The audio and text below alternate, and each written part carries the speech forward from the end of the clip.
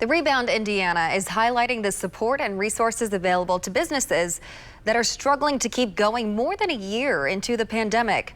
Many venues and theaters across the country are still closed, but as of tomorrow, those businesses will be able to apply for much needed grants from a $16 billion fund.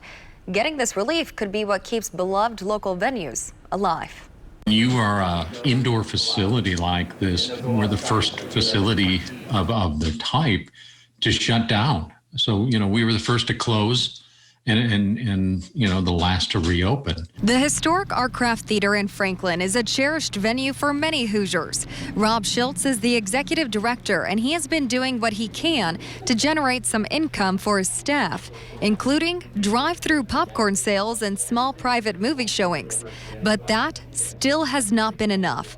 Rob says their revenue was down 75% from the year prior to the pandemic. It's tough to furlough your staff, to lay off staff, to cut wages back, and everybody, believe me, everybody in all of our 7-8 employees took cuts and still worked, twice as many hours with less pay to keep this going. Funds from the Paycheck Protection Program helped keep employees on staff, but the new Shuttered Venue Operators Grant offers more help to keep venues like the Artcraft Theater open until they can welcome full crowds again. Payroll and wages which is critical, but then you have a venue that is used to bringing in performances and all these kinds of things, and you don't have any.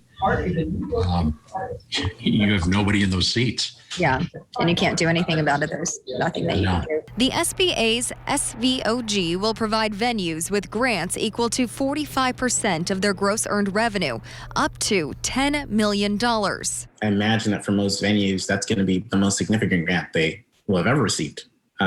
Not just during the pandemic, probably ever. Joe Hamgary is the CFO of Hi-Fi and MLKB in downtown Indy.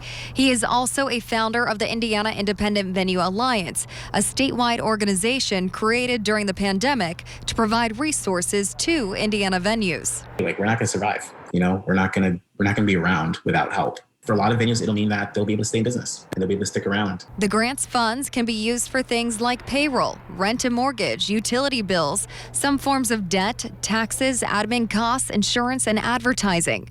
The financial assistance could be what it takes to make sure some of our favorite stages make it to the other side of the pandemic. We're not only going to come out of this, but we're going to come out of it stronger.